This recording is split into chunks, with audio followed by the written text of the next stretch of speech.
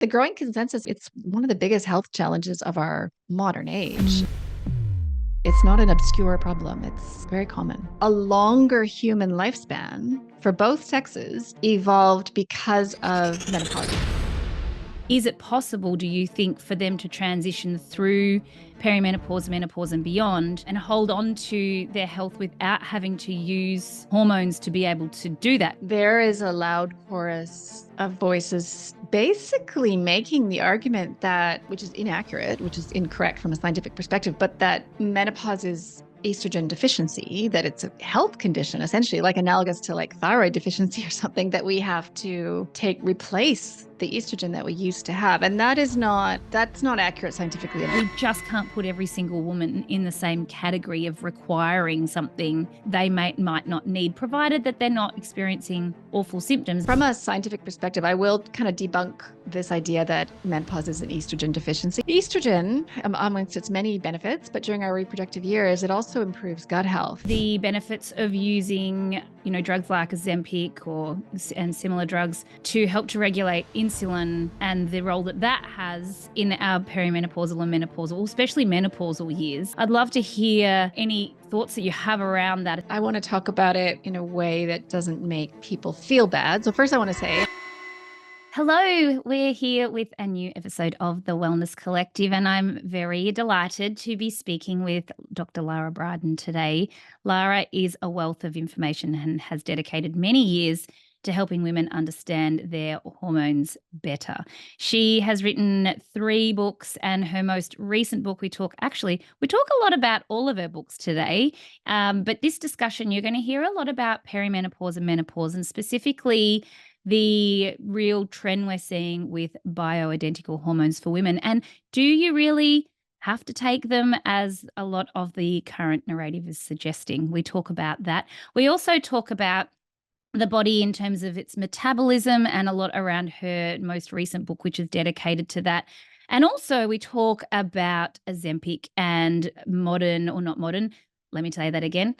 We also talk about Ozempic and other GLP-1 drugs that are hot right now, and the role that they may play in transitioning through perimenopause and menopause. And also, very importantly, we talk a lot about insulin resistance.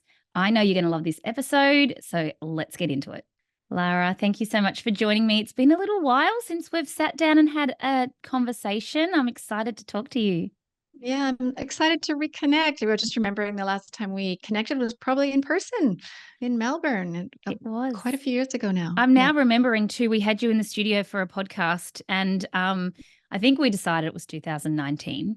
And Yeah. Lord, here we are, somewhat 5 years later, and you've released a new book, which I'm really excited to chat to you about today. And just, what you've kind of been able to look into more of and be able to share your wisdom in the last 5 years. I'm thinking the conversation's going to be quite different to last time.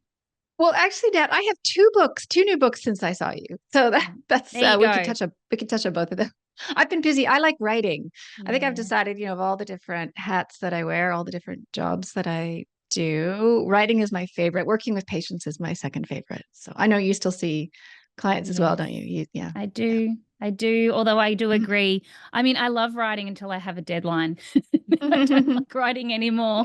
But it is nice. It is therapeutic. And it's just nice to look at new ideas that are coming through. And just especially, I think we're speaking a lot more about our hormones as we get older. And maybe our mums just didn't talk about it. Maybe they just kind of put it into the category of too hard, just keep going. I don't know. What do you think about that? I think it's a combination. I think maybe people are more symptomatic with the perimenopause transition now than they used to be. That would be partially my experience of doing this for a long time. I started out actually mostly helping women in perimenopause, menopause back when I was 27 and they were 47. And it's always so hard to do that, because I always have patients and they, will say to me, can you help me with my menopause? I'm like, I can, of course I can. I still haven't lived it. So once we get to have the experience and be living these things, I think it upgrades us as practitioners. Yeah. No, it was fun to, after working with it for so long and writing about it, then to finally, yeah, arrive at it myself. And of course, like so many things in life, it was a little different than I expected. Yeah. So So I think one of the questions that I see constantly, and I get, I'm really confused myself, okay. even though I'm a Yeah. practitioner, because I've helped, just like you, lots of women transition through menopause, and Yeah. there's some have done that very gracefully, and Yeah. others haven't. And Yeah. I always look and go, okay, well, why was that? And I feel like the ones that did transition a bit more freely were the ones that kind of had scaffolded from a younger age. Is that Mhm. what you've seen? Have you seen that, or is that just not even a thing? It is a thing. I think, and so I want to talk about it in a way that doesn't make people feel bad. So first I want to say, I mean, there's many factors. There's definitely genetic factors and epigenetic factors. So some people are just kind of have a blueprint for a harder perimenopause transition. And so just allowing for that, there is also the fact that our general health and our whole health history, including how much time we spent on hormonal birth control, or, my position, of course, would be it's way easier to transition from natural cycling through a natural perimenopause to menopause. That is my observation with patients, is those people generally have an easier time. And we do know, like, just simple things, facts from the science, that people who struggled with, for example, premenstrual mood symptoms are more likely to experience perimenopausal mood symptoms, which completely makes sense. It's to do with a, a sensitivity to hormonal changes in the brain. And that's affected by lots of things, including genetics, but also including, for example, inflammation in the body. So, in answer to your question, I like the word scaffolding. That's quite a nice word. But Yeah. yeah, if you head into the transition with a more resilient nervous system, a healthier digestion, reduced inflammation, more muscle, better metabolic health, which of course is the topic of my newest book, it's generally going to be an easier time. In my first book, Period Repair Manual, I talk about the period as the monthly report card. In my perimenopause book, Hormone Repair Manual, I then expand that to say, the period is the monthly report card and perimenopause is like the final exam.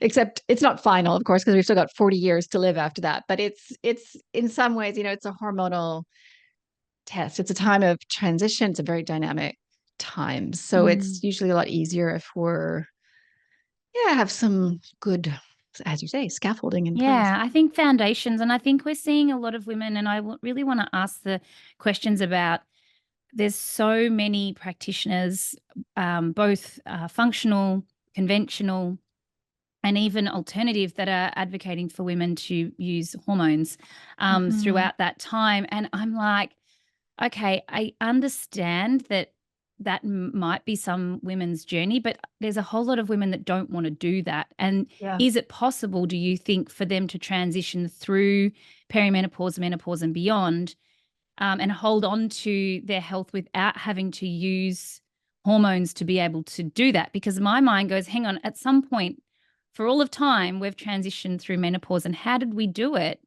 if we didn't take, like, we weren't taking HRT or bioidentical hormones, but all of a I sudden it's know. like, oh no, you have to do this. So the pendulum has been swinging, Mm, and we're in a very, I would say, kind of extreme point of that pendulum swing right mm, now, where there is a loud chorus of voices basically making the argument that, which is inaccurate, which is incorrect from a scientific perspective, but that menopause is estrogen deficiency, that it's a health condition, essentially, like analogous to like thyroid deficiency or something, that we have to replace the estrogen that we used to have. And that's not accurate scientifically. And I can explain why. But like, just more broadly, the pendulum has been swinging. So when I started practicing in the early, yeah, and then in the mid 90s, 97, I guess is when I started. I'm just trying, the decades have gone by so quickly. It was very much, there was very much this idea that you must take estrogen to prevent heart disease, prevent dementia. That was really strong. And then, of course, shortly after that came the Women's Health Initiative study, which was a randomized trial, which they had to end early because they were seeing negative effects from the hormone therapy. But there are going to be people listening who have heard that study debunked, and that's true. Like, there definitely were problems with that study. We won't take up too much airtime today talking about what they were, but like there were valid criticisms of that study. But then, of course, with that study, then it swung all the way back to women were terrified to take hormones, and doctors were terrified to prescribe it. And that wasn't good either, because that definitely swung too far in the other direction. And so now what's happened, and I think it was a couple of things that have added to it. But for one thing, the modern hormone therapy now is, even conventionally, is body identical or bioidentical, which is a lot safer. So there's this growing consensus that hormone therapy is a lot safer. Even estrogen is a lot safer than it used to be, or than we thought, which is really good news for women, of course. But that's contributing to this narrative is like, well, since it's so safe, why doesn't just everyone take it? And because not everyone needs it. As you say, like not everyone wants to take it. Some women can't take it if they have a history of breast cancer, arguably. And some women just don't want to. Like I sort of feel like they shouldn't have to, especially if they're healthy. So from a scientific perspective, I will kind of debunk this idea that menopause is an estrogen deficiency. You might hear this like narrative out there that, well, we all used to die by 35 or Yes. 40. It's like, that is Not incorrect. true. No, it's so crazy. We like a lot of what happens is, and this is all about averages, right? This is like a maths issue. So a lot of people, unfortunately, like 1 in 2 children used to die by age 5. So like this is like that's Right. definitely skewing the statistics. It's very sad. I mean, there was a very different time. A lot of people used to die young, men and women, girls and boys.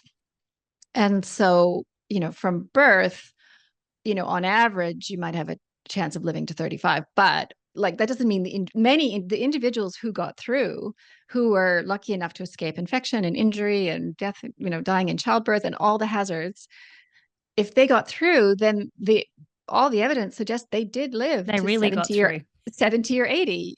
Well, I That mean, is I think about this too. When I was born into, there was 5 generations alive. So my great grandmother was still alive for the first wow. 5 years of my life. Hang on, great. There was 5 of us. Is that great or great? Anyway, so Yeah. yes, there was my mum, my Yeah. grandmother, my great grandma, and my great great grandmother. There was 5. That's So I great. look at that and go, okay, well, she was born, I'm guessing, in the early Yeah. 1900s.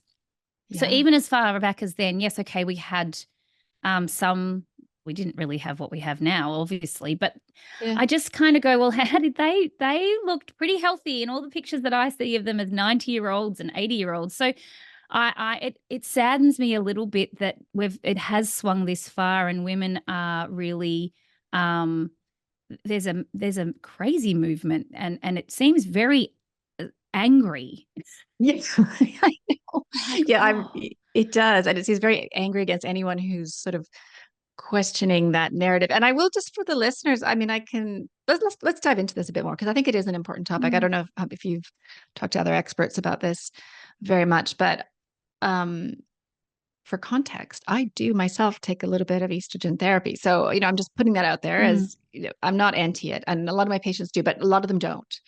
And just to continue with the idea that it's a normal, like menopause is normal. Beyond that, we actually evolved to do it. There's a beautiful book called The Slow Moon Climbs. If anyone's just interested in evolutionary biology and wants a deeper dive, that's my kind of book. It's mm, very dense and detailed, but she builds the case through all sorts of lines of evidence that basically a longer human lifespan for both sexes evolved because of menopause, basically, because women, post reproductive women, are so beneficial for their family group. So these are women who are, 10 or 20 or 30 years past their own childbearing age, but they're just contributing so much to their grandchildren and their broader family that the the long-lived genes that they have are selected for, if that makes sense. So mm, this is, I mean, it's clearly something we evolved to do. And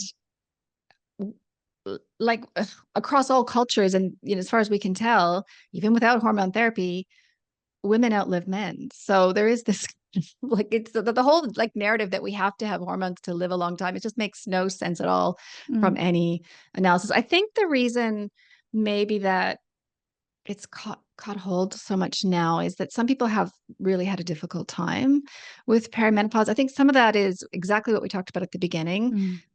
They've had other issues with their health potentially, or not, or maybe it's just genetic or epigenetic, but they've had a difficult time.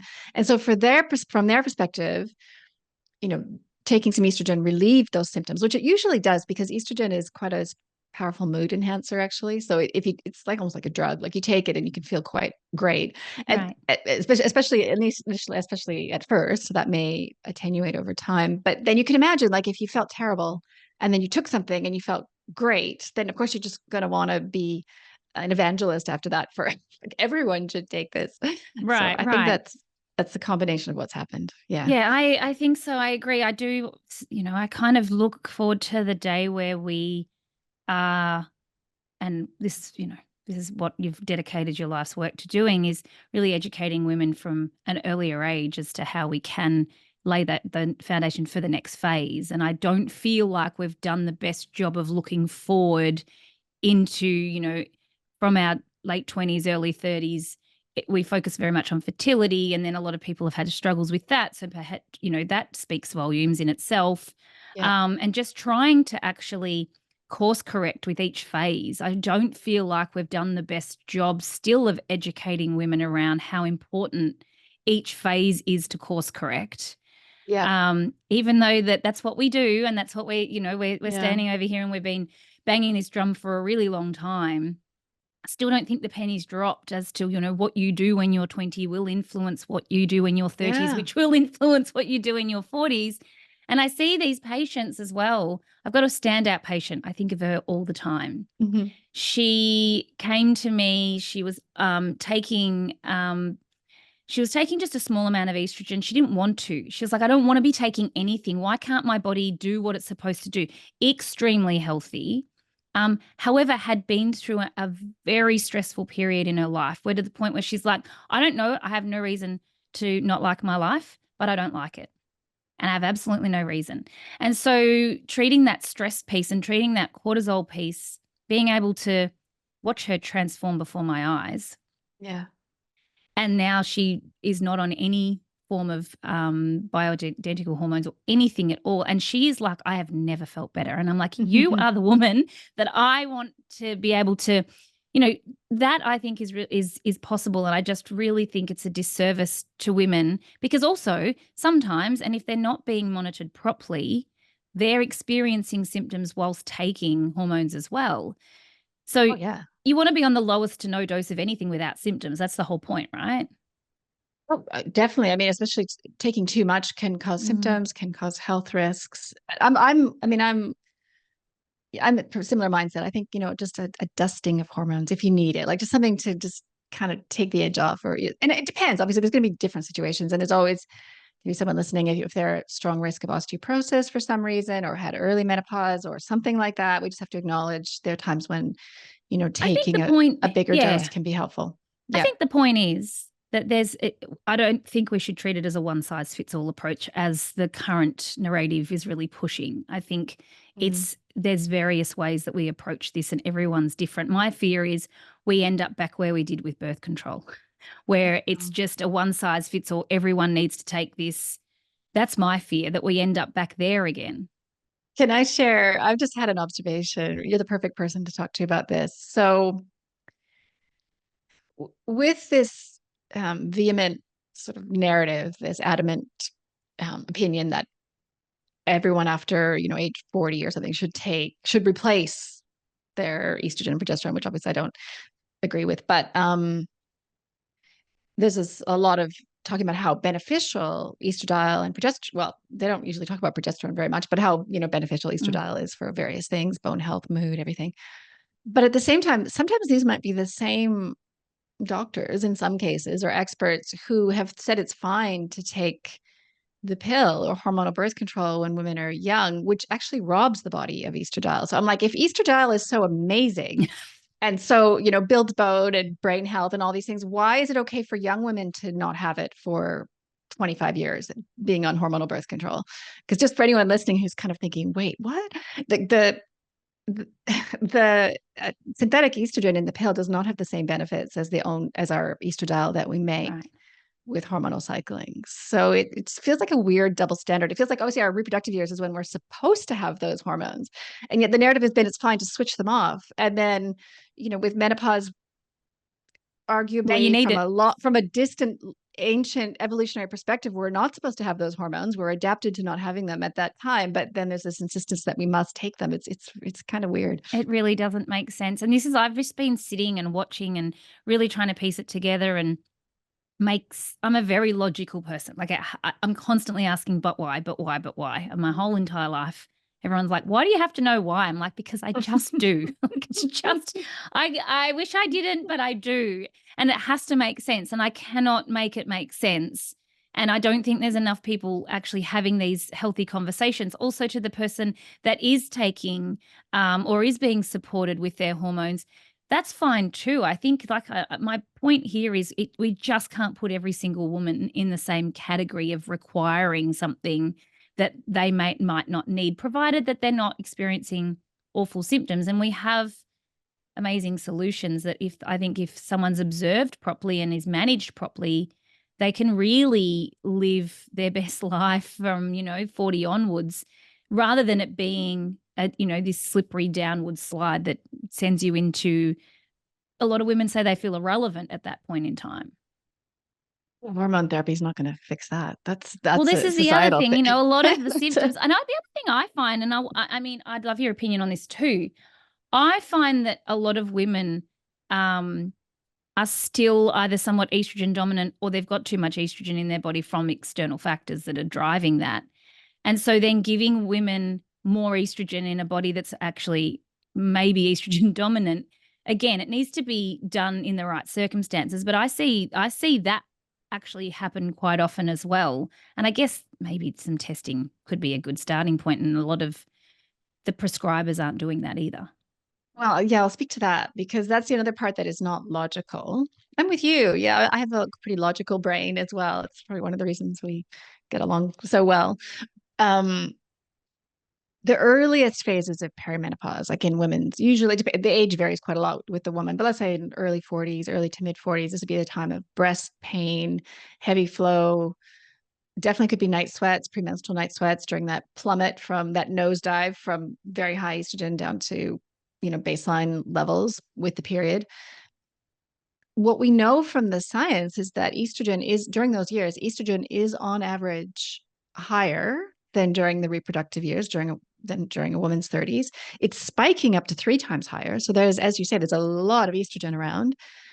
And based on the work of Professor Geraldine Pryor, who's been publishing papers about this for 30 years or 40 years or something, she has demonstrated in clinical trials that actually that if you are going to take hormones during that time, and not everyone needs to, actually progesterone is probably the more logical one to take. And according to her latest clinical trial, can relieve night sweats and improve sleep and has the benefit of lightening periods. And what I've seen out there, because certainly there's still, but that's completely opposite to the narrative, which is that even perimenopause, even the high estrogen part of perimenopause supposedly is a low estrogen time and everyone must take estrogen. It's very weird.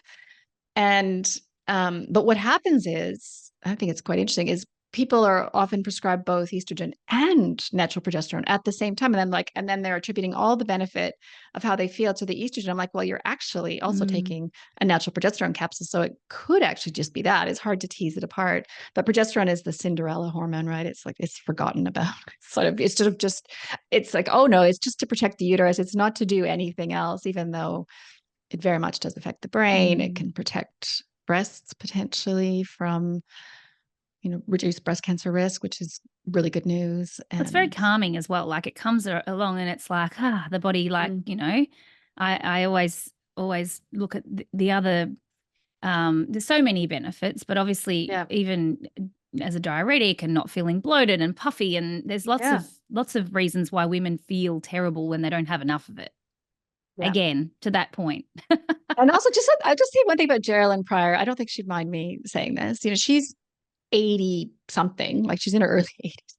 She is still publishing papers. She's still running a busy lab and has scientists under her and is like so busy. I look at her workload and think I can't keep up. And she never took estrogen. I mean, I'm just giving it as a Right. case in point. Like, Yeah. and there's lots of case studies like that. I was talking about, your ancestors. It's not logical to say that women are going to become decrepit without estrogen. Like, it's just Mm. not what happens. It's just not how that works. Do you think also if we're seeing a spike or a period of time in perimenopause that we are seeing more estrogen in the body, is that a natural biological thing that happens, or is it a result of other external factors? I'm always thinking, I just see patients that their cortisol is so high, and is that a contributing factor, do you think? Yeah, it's probably a number of things. Probably, reduced clearance of estrogen. For example, Mm, mm. alcohol can very much reduce the healthy detoxification or clearance of estrogen. But it is the ovarian follicles themselves they're a little bit untethered from, They're just they're about to live their best life. They're like, I'm like, just going to yeah, go out like with a bang. well, this is exactly almost the phrasing word for word. Geraldine Pryor says it's the grand finale. Like the Right. ovaries are like, right, let's do this thing. And part of it's like there's higher levels of FSH that are Mm, stimulating them, and they kind of start to lose the hormonal signaling that slows them down. And this is why there can be kind of a weird bump in fertility to some extent. Like women can conceive twins mm. during this time because you can ovulate, more likely to ovulate twice. So yeah, the ovaries are uh, They're having a having a party. party. They're having a party, basically. So there's that. And I'll just, from an evolutionary perspective, I don't know if your listeners would have encountered the term evolutionary mismatch before. It's something that, because I was an evolutionary biologist before I became a naturopathic doctor. So I do see things through that lens. What it all evolutionary mismatch means is that the environment we live in now is very different from the one we evolved in. And that is true for lots of aspects of women's health. Like, for example, we're exposed to environmental toxins that are probably affecting, that well, not probably, that we know are affecting some of this, our diet, metabolic health, gut microbiome, stress hormones, but also just life history. So our ancestors, it's quite different. I'm curious about your, great grandmother, what it was like for her, but they had more babies. So, they spent more of their time pregnant and breastfeeding. And potentially, depending on, obviously would have varied with the individual, but there might have been more the situation of, you have maybe your fifth or final baby at 42, and then you breastfeed for a few years and you're in a low estrogen, because breastfeeding is a low estrogen state, high Hmm. oxytocin, high prolactin, low estrogen state. So let's say you're breastfeeding from 42 to 45 or something. I'm just like painting a scenario. And then you just cruise from that into no more periods. Basically, you just have this like easy land of you don't in that scenario go through the high, super high estrogen only to crash down to low estrogen. Right. Like it's a gentler road to menopause, because one of the things to understand about estrogen, I mentioned earlier, it's like a drug. It truly is. It's addictive. Mm. Geraldine Pryor has said this again and again. It's addictive for the brain. So you can imagine if you're spiking up to 3 times higher and then plummeting down again with every cycle, that's can be extremely unpleasant. Like, and so when people, this is back to the, just this hallelujah moments people get with taking estrogen, because it's actually helping them with the withdrawal from estrogen that they've been experiencing, and understandably, can feel amazing. But again, that doesn't necessarily apply to someone who's had an easier, different road from lower estrogen heading into menopause. Right. The other thing that a lot of people are talking about that I've seen, and I feel like this probably leads into the conversation about your most recent book, is the benefits of using, drugs like Ozempic and similar drugs to help to regulate insulin, and the role that that has in our perimenopausal and menopausal, especially menopausal years. Yep. That actually makes a little bit more sense to me in terms of the insulin resistant woman, that I can kind of get my head around. I'm like, I can see how, when we are insulin resistant, how that can lead to a whole host of other symptoms that we would experience. But I'd love to hear, any thoughts that you have around that, especially, what happens to our bodies, and how metabolism is a part of that as well. So yeah, it's an integral part. So a lot of what we're talking about today is from my second book, Hormone Repair Manual, all about perimenopause. So I do talk about it as a recalibration, a second puberty, time of recalibration, recalibration of the nervous system for sure, recalibration of metabolism. So there is a shift to reduced insulin sensitivity with the final eventual drop in estrogen. And that's just a fact. But again, from an evolutionary mismatch perspective, that wouldn't have been a problem for our ancestors, at least not our, forager type, going way back in time and if more of a whole food diet, like they would have just switched to being more of in fat burning mode rather than relying on carbs as much. So they wouldn't necessarily have had the downstream negative consequences. But in the modern world, that shift to insulin resistance in the later phases, low estrogen phases of perimenopause, directly results in what a couple of researchers, Lisa Mosconi and Roberta Brinton, have demonstrated they call the brain energy crisis of menopause. So the brain, it's crazy. It's like 25% reduced energy or something like that, production in the brain. And it's just from less ability to extract energy from glucose because of this shift to insulin resistance. So if everything's healthy and everything else is in place to improve insulin sensitivity, then the body just shifts more to fat adaptation and is fine, like carries on, like it sort of shifts gears a little bit in terms of how it does things metabolically.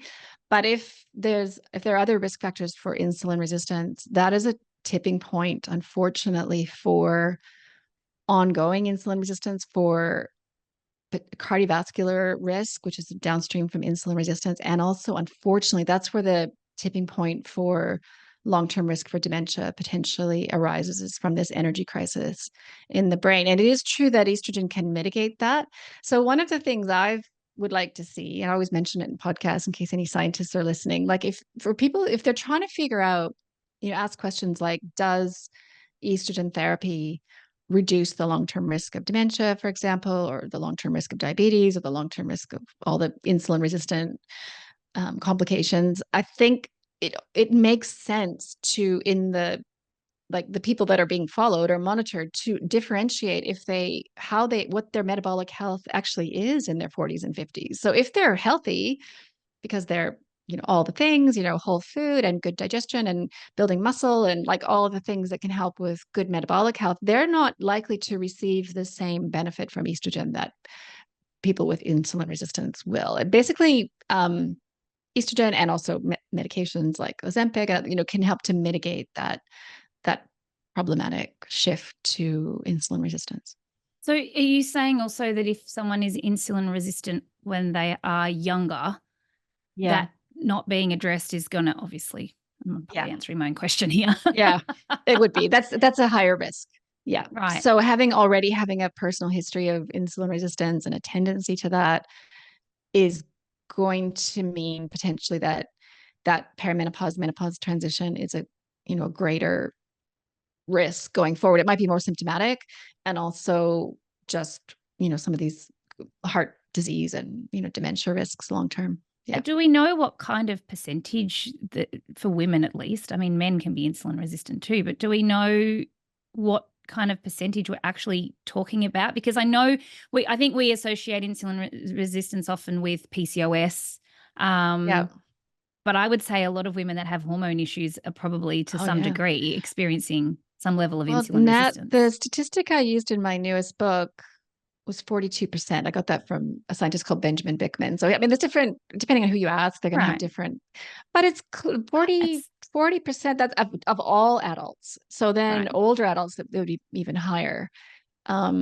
You're right. It's not just women with PCOS.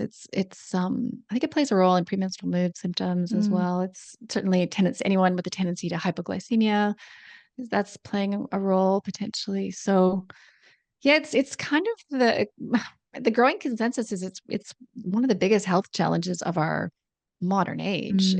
It's not an obscure problem. It's very common. And so how then does aging just makes it worse? Is that if it's obviously not addressed, is that what's happening? Or is there other factors that? Yeah, well, aging, insulin sensitivity will reduce with age because of reduction in growth hormone, like just all sorts of things, but also reduction in mitochondrial health. But this transition to menopause and the drop in estrogen will definitely make it, that's definitely an additional risk factor that women face. But none of that is to say that it can't be addressed. It can always be reversed, always. Even once it's progressed into type 2 diabetes, there are people reversing out of that. So that's very encouraging.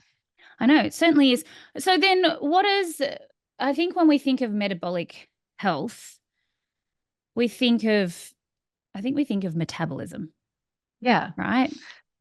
And this person listening is like, oh yeah, but what does that even mean? Like, yeah, most obviously metabolism itself is a very broad word and can refer to multiple things. But in the modern use of the word, if you hear someone talking about metabolic health, that is about insulin sensitivity versus insulin resistance. That's pretty much what most experts are talking about. It's to do with how well your body is able to turn food into energy.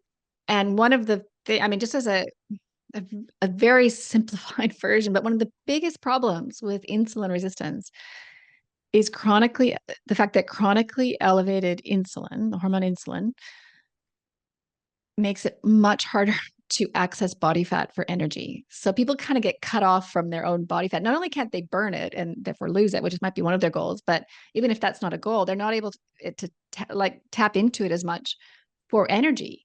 And so they have to rely more and more on carbs for energy. And this is where you get blood sugar crashes, and people can't go for more than, a couple hours without a muesli bar and just feeling really exhausted and hungry all the time. And also then not only having all those feelings, but somehow thinking, well, I guess that's just how I am, and I have to just fight it with willpower, and that's a losing battle. So that's one of my messages in my book, is my new book, is it is 100% possible to get to the stage where you just naturally have more energy and feel less hungry. Just don't want to eat as much, don't need to, don't. Yeah, it's obviously a much easier road than trying to make rules about how much you eat. And exercise willpower. And what about gut health in all of this? It's huge. Yeah. So how do we scratch the surface with that for the person that's listening? Because I feel like that's not only is you and I have been talking about gut health for eons. Yeah. But all of a sudden now it's a real thing, even though, I remember when my son was first diagnosed with CF, I remember when my very dear friend's son was diagnosed with CF, and I was all like, okay, we've really got to focus on his gut here. Like and the specialists at the time were like, that's ridiculous. That's not proven. Yeah. We're not doing that.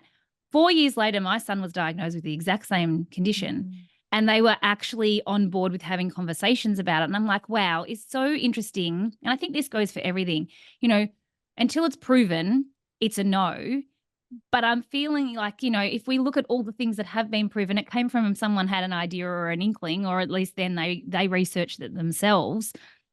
And it's happened time and time again. So, gut health now, I think, is finally getting the attention that it deserves, but I still feel like there's so much that we don't know. I agree with everything you've just said. So it is gaining some kind of critical mass. The science is very strong. It's so interesting when you're looking at scientists in the field of metabolic health, and everyone's looking at a different part of the picture. And the scientists looking at circadian rhythm, it's like all about that. The scientists looking at environmental toxins, it's all about that. But certainly the scientists looking at the microbiome and intestinal permeability, it's all about that. Like it is pretty huge. And I think problems with the gut, in particular downstream from problems with the modern food supply and the way it's potentially damaging the gut, is considered to be a contender for why we're seeing like an epidemic of insulin resistance and metabolic dysfunction. It's part of the problem. And there are lots of direct effects. So just to tie it in with our hormone therapy conversation, just if menopause people are interested. So estrogen, amongst its many benefits, but during our reproductive years, it also improves gut health. It thickens the mucus lining in the intestine and changes the microbiome. And so some scientists, the gut microbiome scientists, think that one of the big changes with menopause is when you lose estrogen, you increase intestinal permeability just as a matter of course. So, yeah, then, but again, Interesting. that's something we can mitigate with Mm. all the other ways we can try to maintain a healthy gut. There's 10 patient stories in my new metabolism book. 2 of them are about gut health. And I kind of expected, I was trying to aim for like have an example of everything. So, but I thought, yeah, gut health is that important that it Mm. kind of dominated it. It got 2 stories rather than just one. Yeah. It probably needs 15 stories, but I know, it's true. but it is, I mean, I think it is, yeah, at least something that we are focusing on and realize plays a really big role. And there's so many things that impact it outside True. of just what you eat, your environment, your stress levels, all of these Yeah. things really do have its way. And the thing also is, I don't think that we never arrive at like perfect gut health. It's just a constant work in progress. Yeah, depending on the individual, it can require some maintenance for sure. I It mean, doesn't like sorry, mhm. to be more clear there, like we constantly have to feed it. We constantly have to Yeah, like nurture it. It's it's never, true. you never arrive and go, okay, that's done now. I can move on to the next thing. But I think where we really miss the mark on a lot of these things is most of the maintenance is done by what we eat and how we eat it. And, or not most, but a lot of it is done through that. And that's certainly something we all can do Yeah. in And terms of, and that means committing to whole food. I mean, that's kind of central to a lot of this. The gut microbiome really does not like processed food. Like it seems very confused by, by processed food and all the signaling, all the hormonal and nervous system signaling from the gut to the brain regarding metabolic health gets all out of whack when mm, the gut microbiome is unhappy, including just to tie it back to Ozempic and that's based on a hormone called GLP-1, which is the gut hormone. mm. So that's a hormone that normally talks to the gut, to the brain, to say to the brain, we're good, everything is going well, you can be less hungry and you can burn more energy and everything is fine. And so there are other ways to send the brain that message too. Yeah, right. Well, I mean, you talked about whole foods, less processed foods. Mhm. Um, in terms of, and everyone's different, Yeah. but in terms of a generally speaking, what are we looking at that we know actually does help to support from a dietary perspective? Like, okay, whole foods, yeah, okay. But is it that we should be, is there a recommended amount of protein, amount of carbohydrate, or is it just the fact that we actually need to lean in a little bit more to eating just variety? Yeah, that's a good question. I would say there's no prescriptive amount of carbohydrate. I mean, one Because I interesting mean, thing at is the that end of the day, also, you can't go and eat a whole lot of ferments and hope for the best. You'll make yourself really no, sick. well, and some people don't do well with fermented food because histamine can be Right? a big driver And of a lot yeah, of health symptoms. yeah. So some people do well on fermented food. Some people don't. One thing to keep in mind, which I found very interesting when I was researching and writing my new metabolism book, a low carb diet, there's lots of different mechanisms by which that could work. Obviously, it can lower insulin directly, but also it can be a treatment for SIBO or small intestinal bacterial Mm, overgrowth. Not the best long-term treatment, I think, but that's the low FODMAP diet mm, essentially. Is a lower carb diet as kind of an antimicrobial approach to trying to manage SIBO. I think you would have probably had guests talk about SIBO before or small intestinal bacterial overgrowth. It's quite a big part of this problem, I think, with metabolic health. And there's lots of different treatments for that, especially ongoing. The nervous system is very involved in mm, that. So in answer to your question, like how do you dial in what diet for the gut? I guess I would say nutrient dense is one thing. So that does include protein, but I'll just say 2 nutrients for anyone listening that the gut really loves are zinc and preformed vitamin A. So it doesn't get as much talked about as much, but vitamin A or retinol is important for tissue integrity and tissue health and immune system. And that's definitely what's happening at the lining of the gut. And I'm not sure your listener base, how likely they are to be plant-based, but I'll just say one of my biggest concerns about an exclusively plant-based diet is that doesn't have any preformed vitamin A in it. And that's, I think, catches up with people because we do that. Vitamin A is one of the nutrients we store for like a year or something. But when Mm. you deplete your levels of vitamin A, I think people potentially, that's when they start to run into trouble. So that just gives an idea of how Mm. broader it's not just about fermented foods or, it's about, or probiotics. It's about much broader. And it's, yeah. I think also I would say the majority of our listeners are not vegan. And that's, I think I can say based on a lot of the things that I would advocate for in terms of the benefits of, certain things that are found in only meat Yeah. that we're talking about. Yeah. But I also know that I think a lot of women are very confused as they do move into their perimenopause and menopause years, that their nutrition might need to shift slightly and be more focused on protein. I know that there's a lot of research around that. But I think to your point, nutrient dense and a variety of nutrients is probably the best thing that you can suggest at this point without specifically seeing people, one-on-one or in that Yeah. small I'd say, group scenario. yeah, the next best step is to troubleshoot what's going on. Is it low stomach acid? Is it SIBO? Is it food sensitivities? And then, build a program around Around that. that. Yeah. Yeah. Yeah. Yeah. So Mhm. great. Is there anything we've missed in terms of your new book? I mean, there were so many things. I looked at some of your most recent content. You were talking a lot about, the impact on the brain, a lot of the, the connection between the gut and the Mhm. brain. And Mhm. but is there anything that we've missed that is a message that you are really wanting people to hear today? I think we've had a great conversation about, yeah, a lot of things with regard to my new book. I'll just share just a comment that an interviewer said to me this week, that she observed that my new metabolism book leaves no one behind, or she said no one is left behind, which I really I loved love because she that. was just acknowledging like it's a troubleshooting manual. So she said, there's no, every individual should feel like their situation has been considered potentially. Mm. And yeah, that would be things like I mentioned some of them, gut problems, thyroid problems, food sensitivities, just feeling a common problem. I'll acknowledge, maybe not with your listeners, but some people are just pretty cut off from being able to access home cooked meals. I know it's hard. It's challenging. And I think Mm.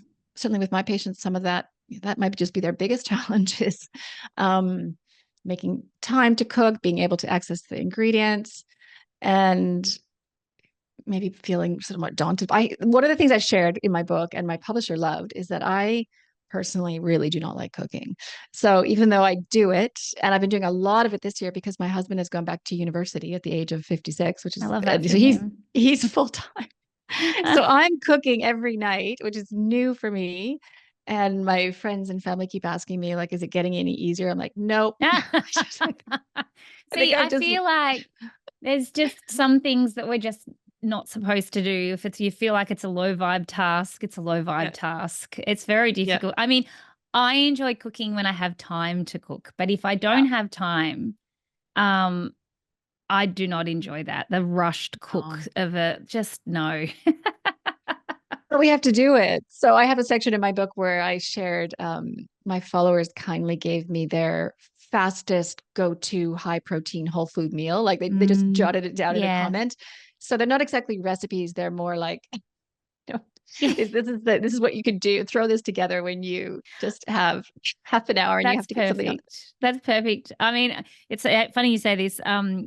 In my membership, I created a bit of a like my easiest like 5 breakfast, 5 lunch, 5 Yeah. dinner, and I am no chef, but it was like if you just decided that you like 2 of those things that you could rotate for breakfast, Yeah. rotate for lunch at least, because I think they're the ones that we do struggle the most. We can generally come home at the end of the day, Yeah. throw something in a pan, steam some veggies, and we can tick that box. But I think particularly breakfast, I think a lot of my patients really struggle with that. I was like, just pick something and run with it. And it's I'm definitely not a chef, but you can throw a few things together and it can taste all right.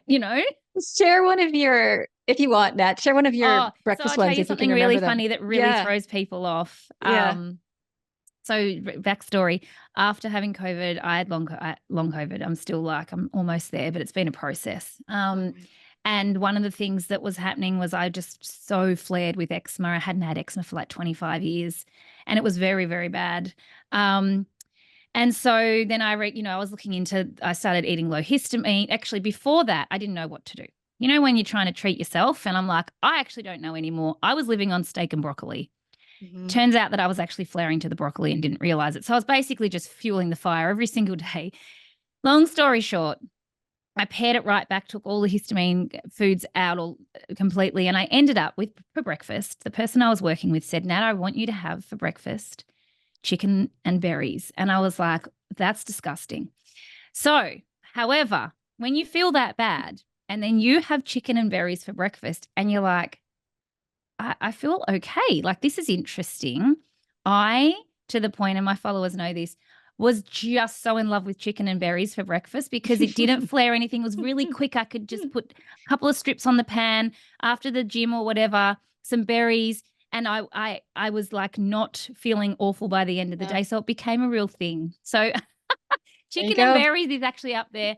Because I was in that process, did some food testing. Turns out I actually have a mild intolerance to eggs. So I was like trying to reduce those, which is actually such a it's easy thing to eat for breakfast, especially because I'm fine now. I can actually have them again. I mean, I Yeah. think it's really important to, you know, share the journey.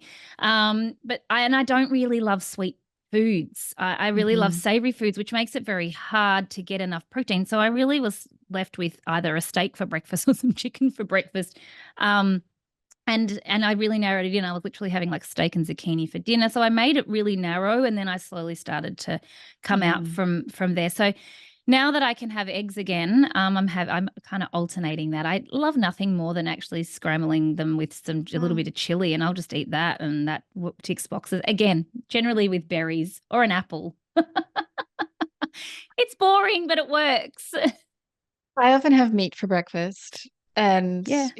for some people, it can be a game changer. I had one patient say to me, I finally talked her into having some meat for breakfast, and she's like, "Well, that's just like cheating." She's like, "I don't feel hungry for hours after that. Like my sugar cravings have gone away. That Yeah. just feels too easy." I'm like, "Well, I know. that's what your And it's body that's what actually, your body wants." I think we think cooking meat has to be this elaborate, and No, it takes a couple of minutes, you know. So that, be leftover too from the night yeah, before. Yeah. I was trying to avoid leftovers as well because that seemed to make Oh, because of things worse. It histamine, was a whole right? process, like honestly. And Right. it's so interesting when you're used to helping other people and you can really see it, but when it's really hard and I think for ourselves, especially as practitioners, but I then look at the person that doesn't have a wide understanding of their body. It must be even harder Mm, to really, because you know what it's like. You go to yourself, well, maybe it's this, maybe it's that, could be this, and you start, doing I and know. going down all sorts of rabbit holes. When I just actually needed someone to say, eat this, let's reassess in 3 weeks. And then that was the process. And that really, really helped. So, Mm, and interesting. also the other thing I really love is soup. That's like, I could live on soup. And I know some people would gag at that. I'm a massive soup fan. So that's another really easy thing that, again, though, you don't want it to be left over for too long in the fridge when you're trying to recover from a flare. So I just try and have a rule that it's not there for too long, more than 24 hours. So you can Mhm. have soup for dinner and soup for lunch. And not everybody has that histamine reaction too. So some people That's right. can get away with leftovers a bit Yeah, better. Yeah. exactly. Well, Hmm. thank you so much. I'm conscious of time for you. Thanks. Thank you Yeah. so much.